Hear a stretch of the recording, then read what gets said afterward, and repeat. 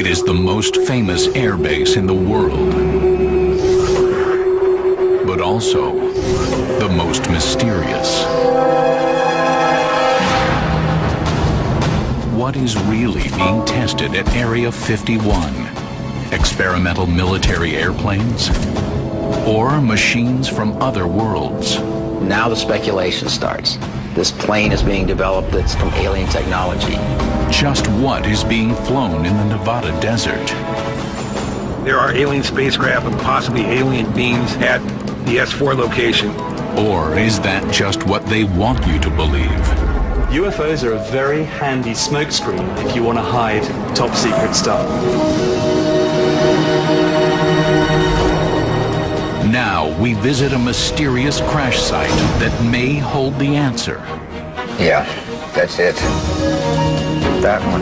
That's pretty damn close. Just what is going on in Area 51? There's nothing more dangerous than a place that doesn't exist. Beyond Area 51 on Unsolved History.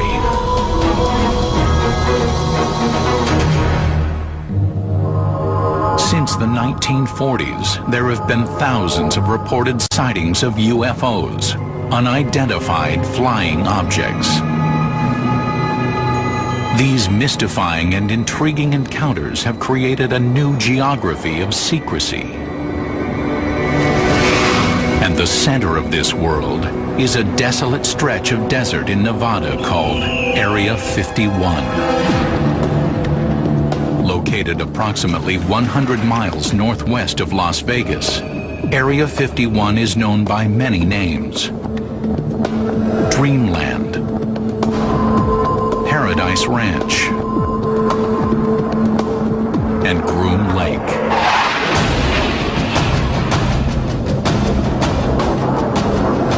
Officially, it doesn't even exist. But Area 51 has become one of the most famous place names in pop culture, inspiring movies, books, and TV shows. For this secret base is where our government tests the aircraft of the future, as well as, according to some, those from other worlds.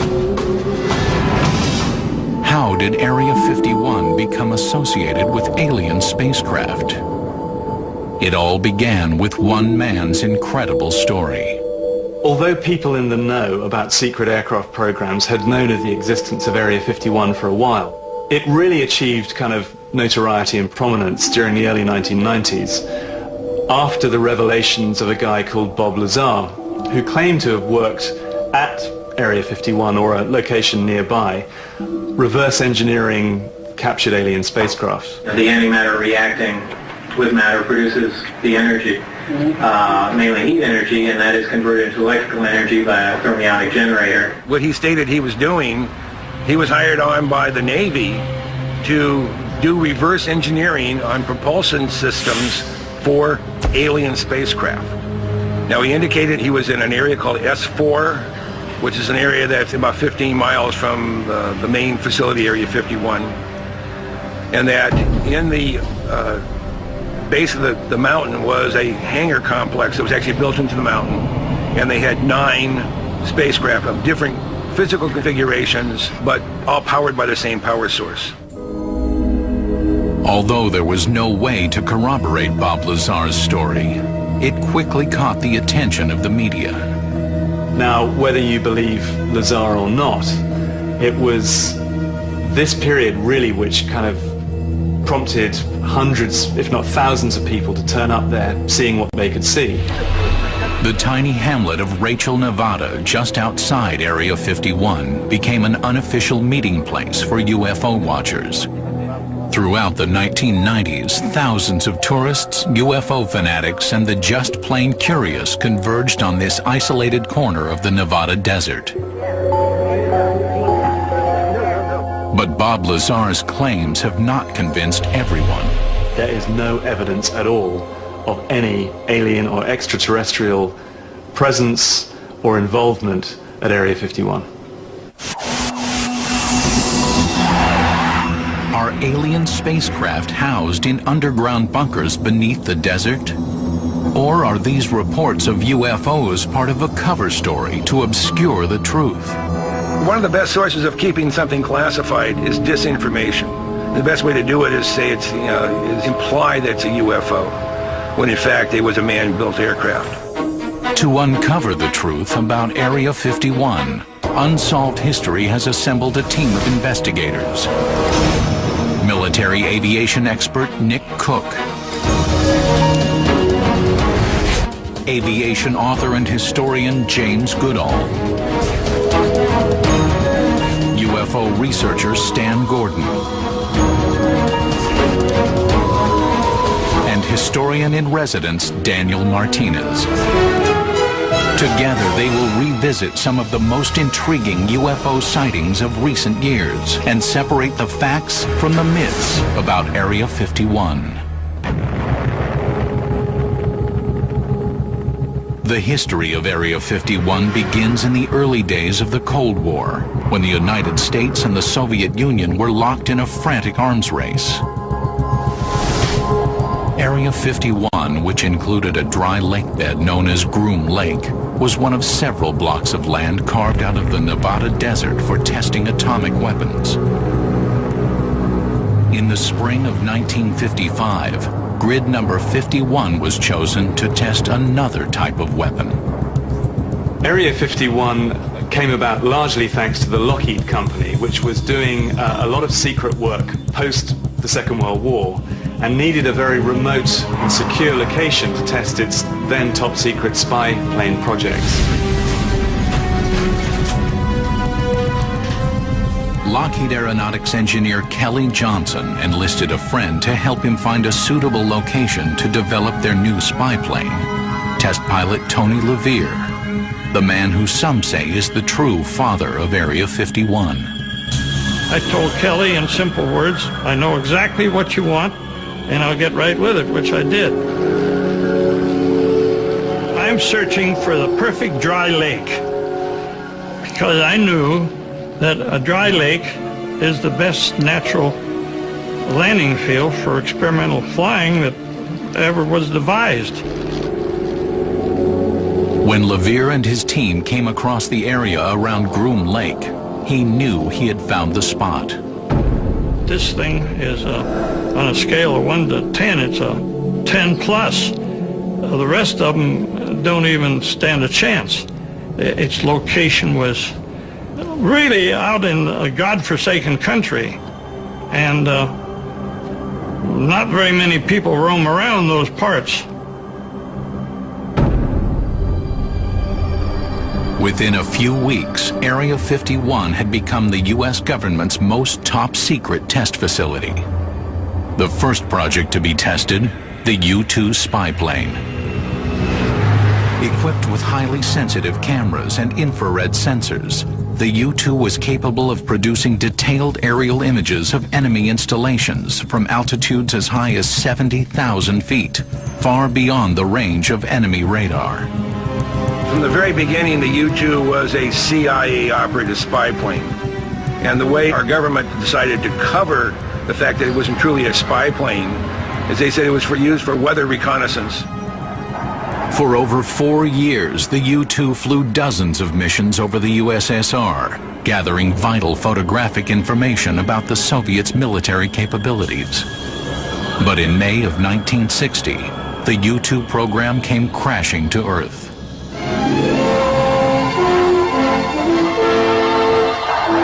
Secret reconnaissance of Russia by high-flying American U-2 jets ended when one was downed deep in Soviet territory. Its pilot, Francis Powers, was made the subject of a showcase trial. A Soviet court convicted Francis Gary Powers of spying and sentenced him to 10 years in prison. He was later exchanged for a Soviet agent, but U-2 flights over the USSR were ended. Although the U-2 incident was a severe setback for the U.S. government, the spy plane had provided invaluable information during the Cold War. Without images coming from the U-2s, we would not have known that the Soviet Union was moving intermediate-range ballistic missiles into Cuba. It proved what the Soviet Union had and what they didn't have prior to satellites coming into operation. But the U-2 was not the last secret plane to be tested at Area 51. After the U-2, a number of other secret spy plane projects were tested at Area 51. The next most demanding one technologically was another Lockheed program called the A-12, which was a CIA program for a very fast-flying Mark III, that's 3 times the speed of sound, spy plane. The A-12 and its successor, the SR-71, became known as Blackbirds. Both could reach altitudes above 85,000 feet and cruise at 2,150 miles an hour. One of the reasons the Blackbird program was so secret is we didn't want the Soviet Union to know what we had the capabilities of doing. We had the ability, on demand, to overfly any airspace in the world as long as politics didn't get in the way. During this time, there were other aircraft being tested at Area 51.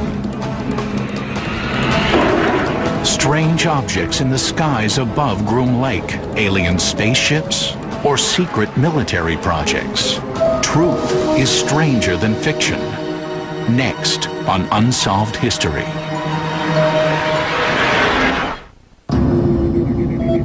Ironically, the very secrecy that surrounds Area 51 has created a fertile breeding ground for rumors of UFOs.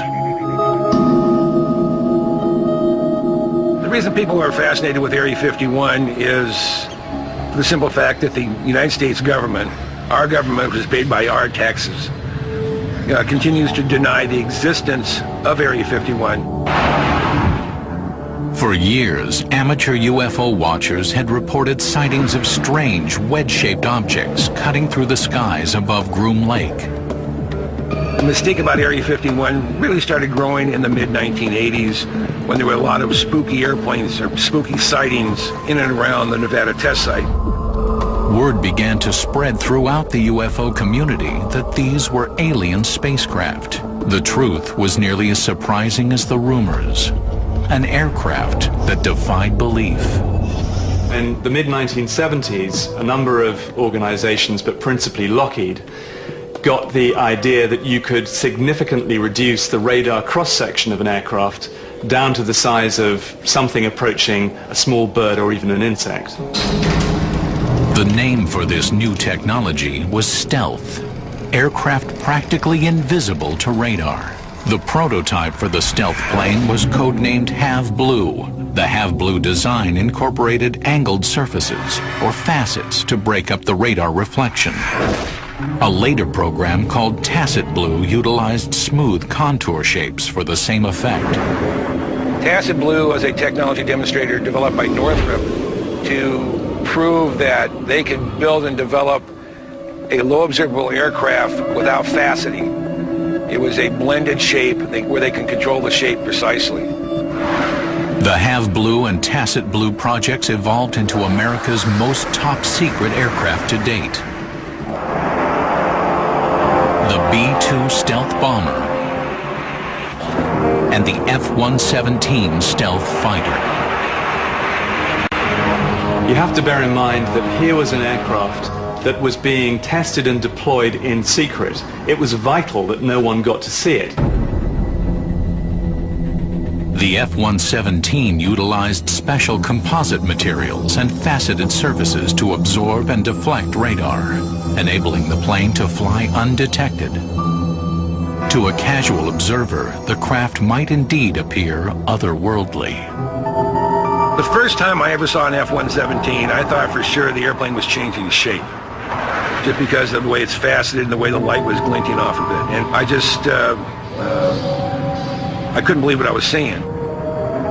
If an untrained person saw an F-117 for the very first time and saw it head on, it would look like a flying saucer.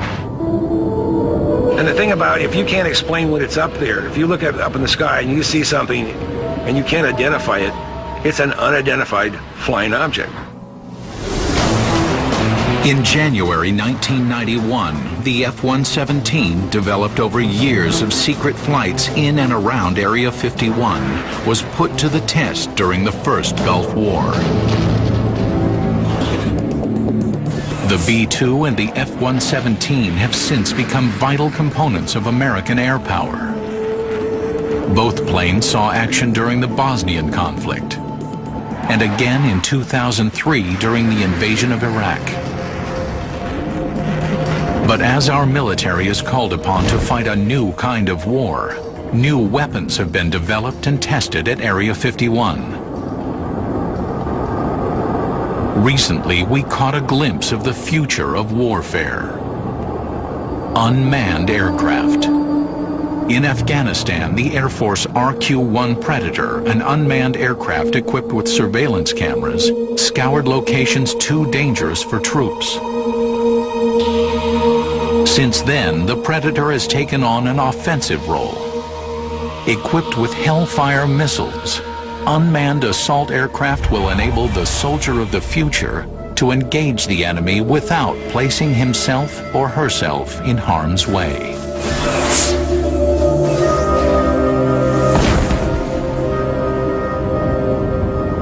But are these planes the only types of experimental craft being developed at this remote base? For years, there have been rumors that alien spacecraft have been reverse engineered at Groom Lake. Next, we go inside Area 51 on Unsolved History.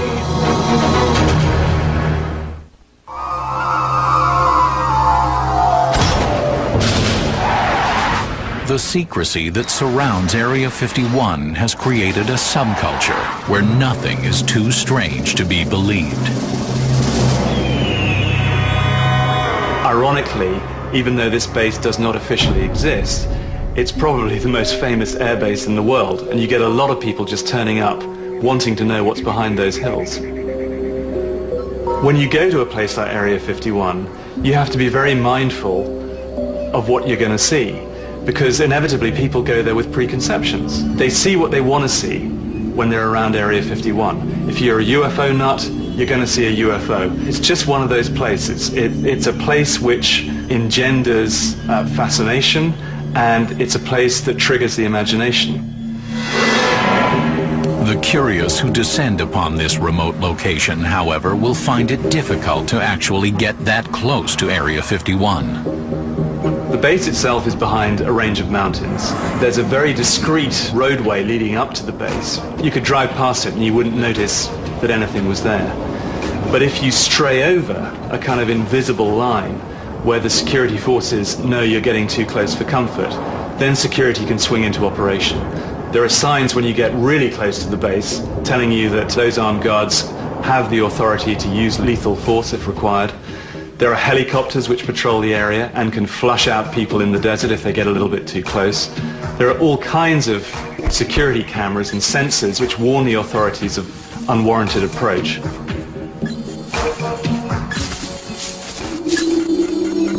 At one time, it was possible to get a look at the base by climbing the nearby mountains. But in 1995, the government withdrew access to public lands that surround the facility and declared the most popular observation points off limits.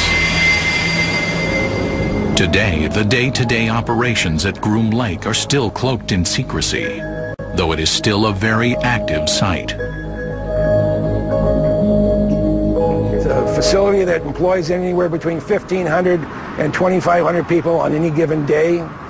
They had flights going out of Palmdale, out of McCarran International Airport in Las Vegas, and out of Hill Air Force Base. So you have people coming in from all directions.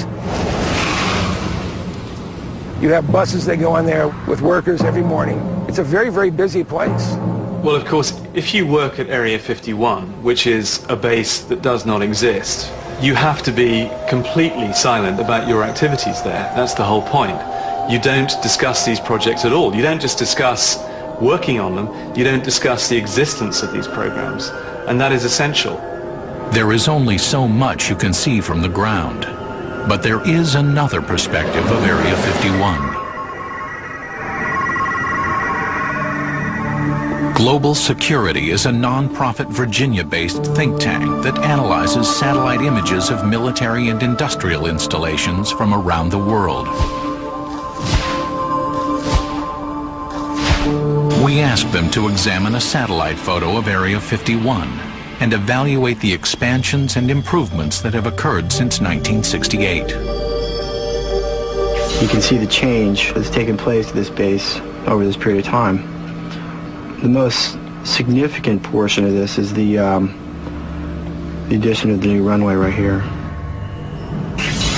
The original runway at Groom was 18,000 feet long, which is almost twice as long as a normal commercial international airport runway. And the reason for all that overrun is with the SR-71 test program, they wanted to have lots of extra space in case they lost the brakes or something went wrong. And you can see in the new image that there was an extension sometime in the 1970s or 80s. And then in the early 90s, an entirely new runway was built. This new runway is the longest in the world. Why has it been built at Area 51?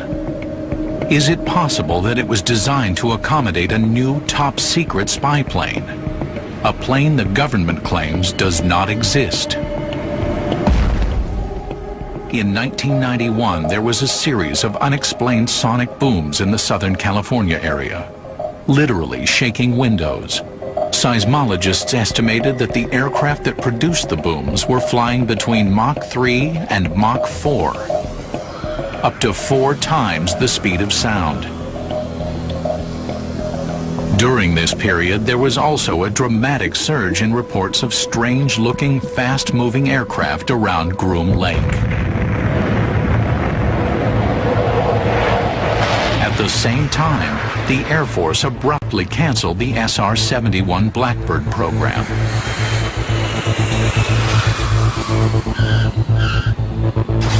Was the SR-71 scrapped in order to make room for a more advanced replacement? Some people believe that a spy plane called Aurora replaced the SR-71. Rumors have it that this aircraft was developed in secret, was extremely high-flying, fast-flying. In the early 1990s, Aviation Weekly published reports of an aircraft observed in the night sky at extremely high altitude. Could this be the Aurora? The Aurora is thought to fly as fast as 8,000 miles an hour, or about Mach 12, and an altitude is somewhere in the neighborhood of between 150 and 225,000 feet. From Area 51 to New York City on an Aurora-type aircraft would be a matter of about 10 minutes. That's pretty fast. But to date, government officials insist that the Aurora is a myth, and that the rumors about Aurora began with a misunderstood code name for a top-secret budget account. All of a sudden, somebody sees an account called Aurora with hundreds of millions of dollars, if not $1 billion. Wow. Now the speculation starts. This plane is being developed that's from alien technology. The fact is that Aurora does not exist. There is absolutely no evidence that Aurora exists beyond some circumstantial evidence that the US Air Force needs something to replace the SR-71 Blackbird. But others insist that the Aurora is real. According to James Goodall, Lockheed's Ben Rich indicated that there was in fact such a plane. Ben Rich was the retired president of the Lockheed Skunk Works, so he was a man in the know. I also had friends at Pratt & Whitney who confirmed that there was in fact an Aurora-type aircraft had been flown along with a mother airplane. And it was designed for, one, reconnaissance, but also for verification of nuclear proliferation. We were not able to substantiate James Goodall's claims about these alleged statements. But whether it exists or not, the Aurora has enhanced the mystery and intrigue surrounding Groom Lake and Area 51. But is it possible that other secret aircraft from Area 51 may be responsible for a string of UFO sightings? When we return, strange triangular objects in the night sky. Experimental aircraft or alien spacecraft? Next on Unsolved History. Area 51 has long been associated with strange sightings in the sky. Is it possible that a secret project at Area 51 could be responsible for reports of large triangular-shaped UFOs? Beginning in 1989, thousands of witnesses in Belgium reported seeing a triangular craft with 3 bright white lights and a blinking red light in the center. A similar sighting occurred in Arizona on the night of March 13, 1997. A large V-shaped object was observed traveling on a southeasterly course over the state, passing over Phoenix at about 8:30 p.m. Although seen by hundreds of people throughout the state, only one known videotape exists of this phenomenon. It was shot by a retired pilot from the front yard of his home in Scottsdale, northeast of Phoenix. At about 8:28 that evening, I was outside with my video camera and happened to look up, right about up in there, and saw a formation of lights moving from north to south. The V formation that flew over consisted of between 5 and 6 amber lights only, but it was totally silent, completely and totally silent. Although this is the only actual videotape of the formation, other witnesses throughout Arizona reported seeing the UFO that evening. Artist Tim Lee created this image of the strange craft that passed over his home in central Phoenix. The right arm of the object went directly over this house, over the property, and the left arm of that was probably about 2.5 blocks over in that direction.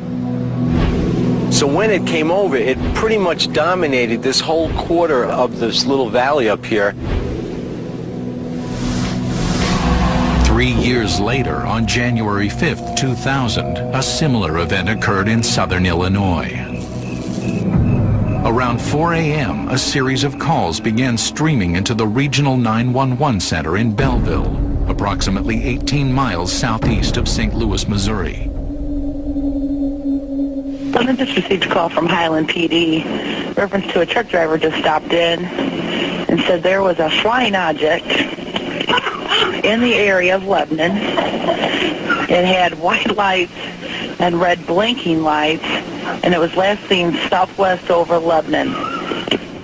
All in all, 6 eyewitnesses, including 4 police officers, reported seeing a huge flying object. The witnesses' description of what they saw is not entirely consistent, but the predominance seems to be that they saw some sort of a triangular-shaped vehicle with really, really bright lights on it. Scott Air Force Base is located in the middle of the object's flight path. According to spokesman, however, the UFO could not have been a military aircraft from Scott. Checking with our experts who work at airfield operations in the control tower, we found that our airfield was closed during that time. Our control tower was closed, so there was no way that there could have been an aircraft operating in and out of Scott Air Force Base, and that there was no military tie to this sighting. According to published reports, there was some speculation that the UFO was in fact a B-2 stealth bomber from Whiteman Air Force Base, over 200 miles away. But the B-2 bomber does not exhibit the flight characteristics described by the witnesses, such as the ability to hover. So what else could it have been? Is it possible that the object may have been a secret military aircraft, a so-called stealth blimp? There's been rumors for a long time about a stealth blimp, and Lockheed actually has a patent for a large triangular-shaped, low observable, lighter-than-air craft. So some of the craft they've seen could in fact be one of these stealth blimps or stealth dirigibles. Some of them are really huge. Now, over Hampton, Virginia in the 1980s, there was one they estimated was over 1,000 feet long. It was bigger than an aircraft carrier, but it made no noise.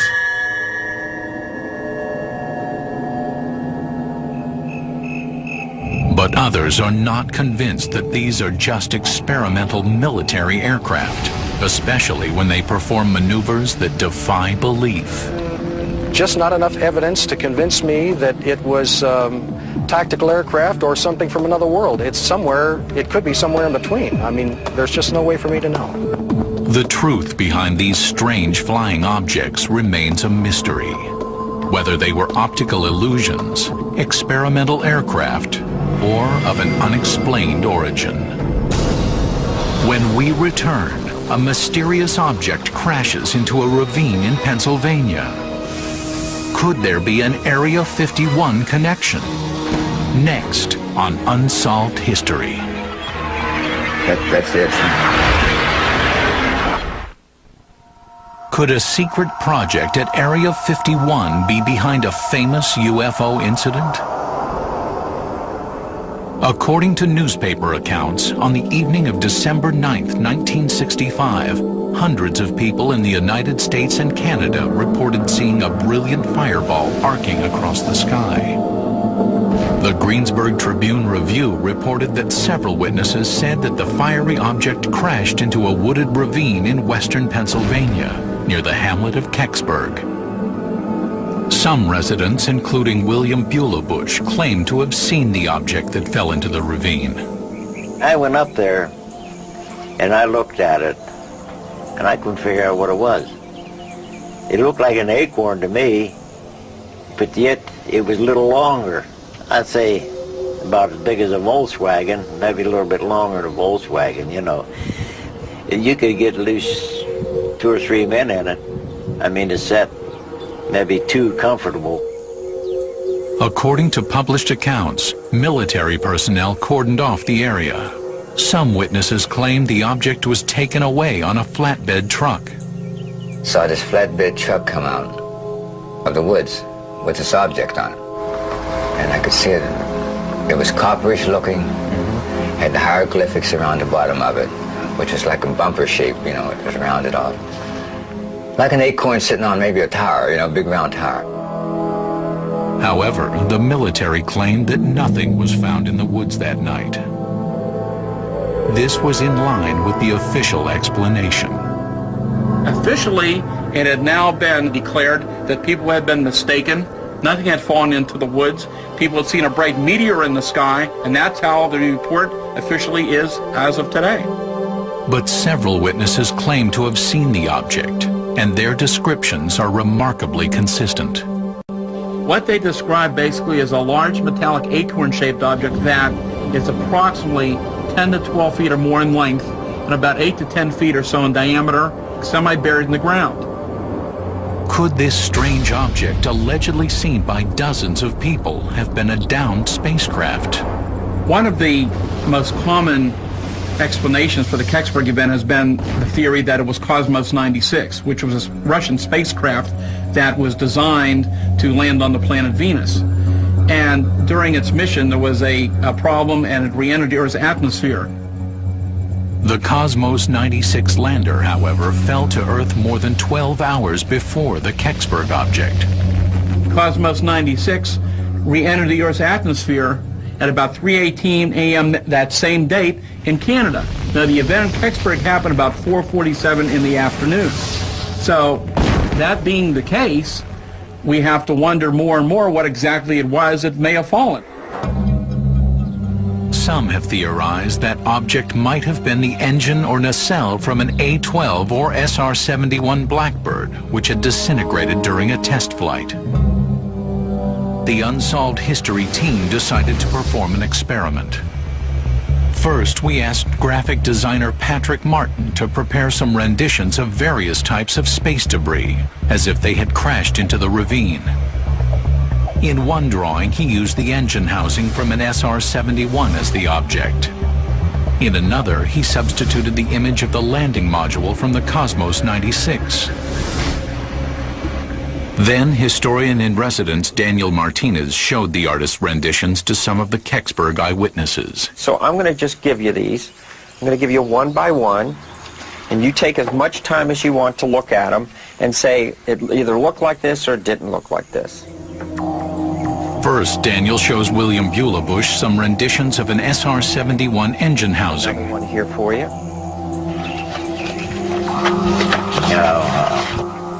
Nope.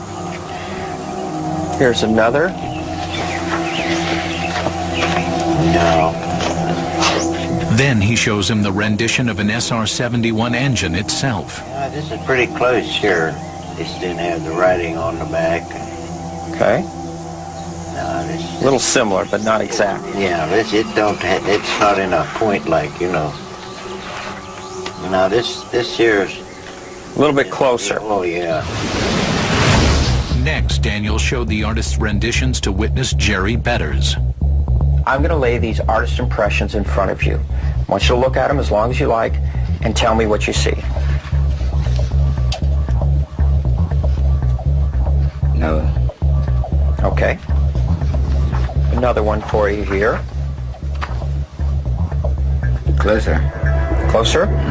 Okay, we'll put that in the closer pile. Here's another. Yeah. Yeah. That one. Okay, that's in the... That's it. If it was upright, that would be it. It's pretty damn close, you know. Our eyewitness picked the Soviet space capsule as being the best match for the object he saw on the back of the flatbed truck in 1965. This would seem to eliminate the likelihood that the Kecksburg object was the engine from a Blackbird. Have a part off a Blackbird to have crashed in Pennsylvania, I'd have to say no. There's no way it could happen.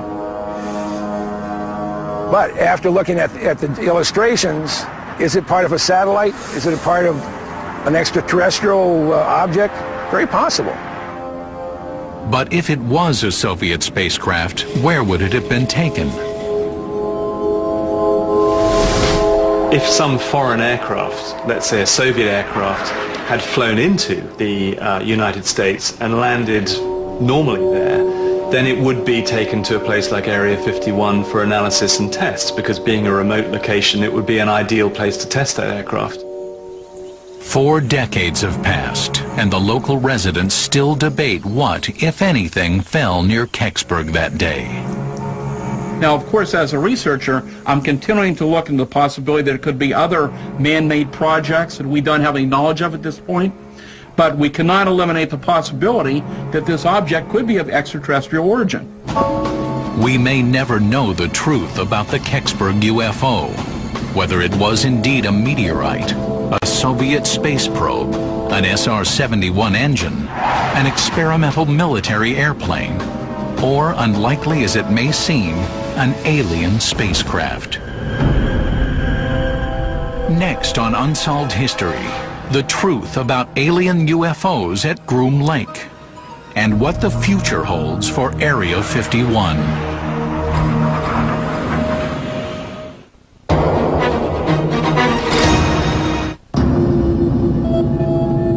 Area 51 is still an active military facility, and the weapons of the future are still being developed and tested at this remote site. The last technology that we know was tested at Area 51 was essentially stealth technology, and we know that testing has gone on to kind of build it's almost like a Klingon cloaking device system to make aircraft more invisible to the human eye.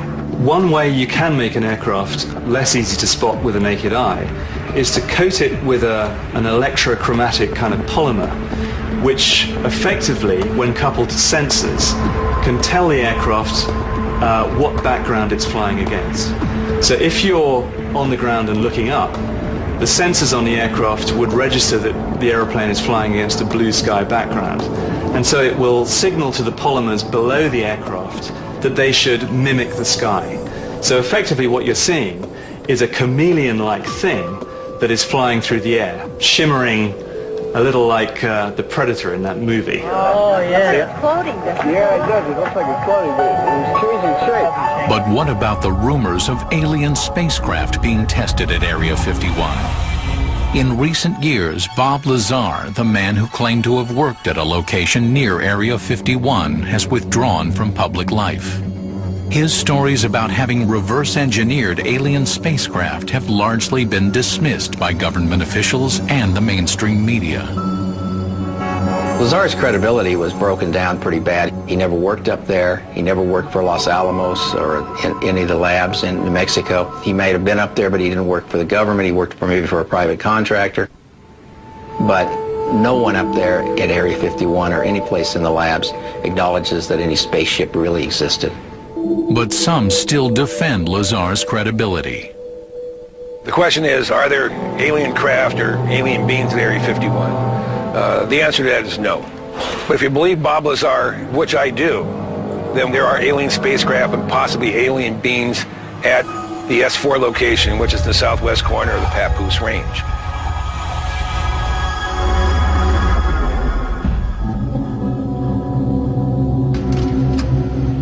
In August 1997, after decades of denials, the CIA made a shocking admission. Thousands of UFOs reported by eyewitnesses were actually covert test and reconnaissance flights. UFOs are a very handy smokescreen if you want to hide top secret stuff behind them. And you don't get anywhere more top secret than Area 51. So the legends that surround Area 51 are going to be very handy for someone who wants to engender a bit of disinformation to go and do a bit of spinning. Perfect. Still, some believers persist that the admission by the CIA is nothing more than their latest bit of disinformation, intended to cover up the truth about Area 51. Why do they keep Area 51 a secret? Because they feel if they deny it enough, people will believe them and say it doesn't exist. It's the worst kept secret in the history of the United States government. And until they open the facility up to the media, the mystique will still stay there and people will still be wondering what's really at Area 51. Even now, the secrecy that surrounds Area 51 makes it difficult to separate fact from fiction. Well, the reasons why the government keeps Area 51 secret is something of a mystery to somebody like me. I suppose from their perspective you could say that so much secret stuff has been going on there for so long, it's very difficult for them to come out and say, we were lying, there is a base there, it's been there for ages, and by the way, there's an awful lot of secret technology stuff going on there too. Once you start to unravel that onion, who knows how many layers further you have to go. So I think it's kind of convenient to them just to keep quiet about it and downplay its existence. Bear in mind that this was a base that for most of its existence has not officially existed, but it is the most famous or infamous, and because of the investment that the Air Force and other agencies have there, I suspect it will be in business for a very long time. For now, Area 51 remains a place shrouded in mystery, a place where reality is incredible and the incredible is real. A place where legends and myths are born.